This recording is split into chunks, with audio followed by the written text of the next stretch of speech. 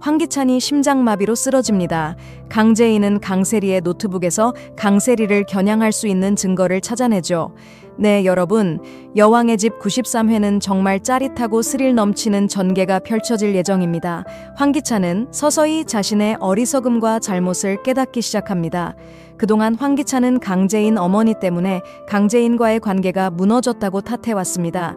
하지만 오늘 강재인 어머니와 이야기를 나눈 뒤 황기찬은 비로소 알게 됩니다.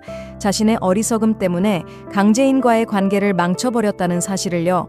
그 시절 황기찬은 욕심과 이기심에 눈이 멀어 자신의 잘못을 남 탓으로만 돌렸습니다. 특히 강세리가 그의 삶에 들어온 이후로는 마치 눈가리개를 한 듯 아무것도 보지 못했습니다. 수년간 돈과 욕망에 눈이 멀어 가까운 사람들조차 자신을 이용하고 있다는 것도 알지 못했죠. 하지만 이제야 그 눈가리개가 벗겨지고 자신의 잘못을 뼈저리게 깨닫게 된 것입니다. 그러나 이미 너무 늦었을지도 모릅니다. 황기찬의 죄업의 잔은 이미 가득 차버렸으니까요.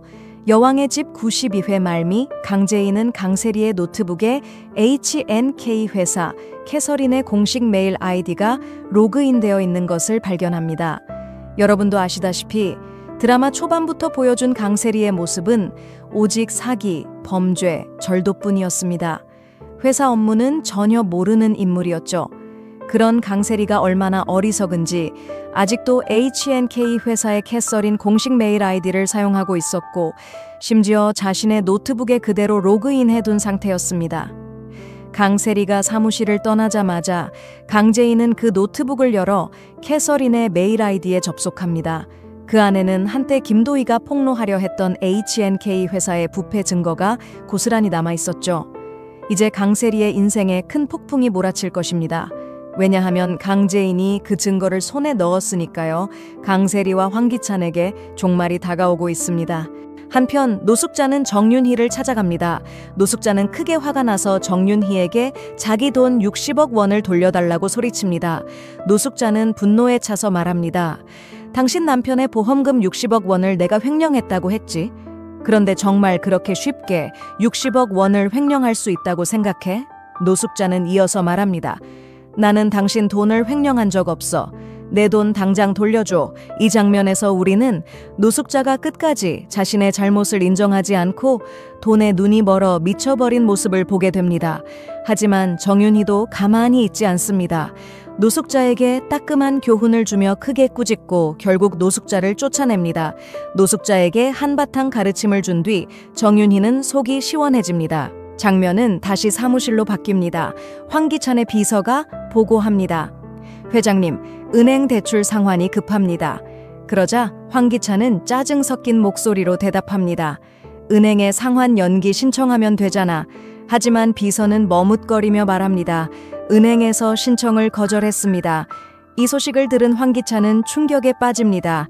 한쪽에서는 DH홀딩스와의 계약을 취소하면서 위약금을 물어야 하고 또 다른 쪽에서는 은행에서 대출 상환을 압박해오니 사방이 막혀버린 것이죠. 이제 황기찬은 집에서도 편할 날이 없습니다. 집에 도착하자마자 어머니 노숙자가 또다시 돈 이야기를 꺼냅니다. 노숙자는 말합니다. 아들아, 정호성 집안에 속아서 잃은 돈을 되찾을 방법을 생각해야 한다. 그리고 또다시 돈 타령을 하며 말합니다. 돈만 있으면 다 괜찮을 텐데. 어머니가 이렇게까지 돈에 집착하는 모습을 본 황기찬은 결국 폭발합니다. 어머니는 왜 모든 게 다 돈으로 귀결되는 겁니까? 행복도, 사랑도, 성공도, 관계도 다 돈뿐이잖아요. 화를 참지 못한 황기찬은 자리에서 벌떡 일어나 방으로 들어가 버립니다. 방에 들어온 황기찬은 강재인과 아이와 함께했던 추억들을 떠올리며 깊은 후회를 합니다. 그때가 자신이 마지막으로 행복했던 순간이었음을 이제야 깨닫는 것이죠. 바로 그때 황기찬은 갑작스럽게 심장이 조여오는 듯한 고통을 느낍니다. 심장마비가 찾아온 것입니다. 다행히도 그 순간 동생 황기만이 찾아옵니다. 황기만은 쓰러진 형을 부축하며 물을 건네고 돌봅니다. 이번 심장마비는 큰 탈 없이 지나가지만 여러분, 다가올 에피소드에서는 황기찬이 다시 심장마비를 겪으며 생과 사의 기로에 서게 될 것입니다. 한편 이태호도 강재인과 김도윤의 팀에 합류하게 됩니다. 강세리가 자신을 해치려 했던 일 이후 이태호는 완전히 깨달았습니다. 강세리는 결코 아들 지호에게 좋은 엄마가 될 수 없다는 사실을요. 이태호는 두려웠습니다. 만약 지호가 그 집안에서 더 오래 지낸다면 아들의 삶이 어떻게 망가질지 알 수 없었기 때문이죠. 그래서 강세리와 황기찬의 게임을 끝내기 위해 이태호는 강재인, 김도윤과 손을 잡습니다. 게다가 이제 강재인은 HNK 회사의 비리 관련 파일까지 손에 넣게 되었죠.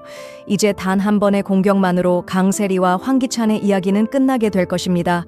그리고 그 사이 김도윤은 약간의 질투심을 느끼게 됩니다. 김도윤은 강재인을 사랑하기 때문에 이태호가 강재인과 웃으며 대화하는 순간 조금 질투를 느끼는 것이죠. 아직 강재인은 김도윤의 고백을 받아들이지 않았습니다. 그래서 김도윤은 혹시 이태호가 강재인을 빼앗아 가는 건 아닐까 걱정하는 겁니다. 하지만 그렇다고 해서 김도윤이 이태호를 미워하는 것은 아닙니다. 네, 오늘의 프리뷰는 여기까지입니다. 다음 영상에서 또 만나요. 안녕.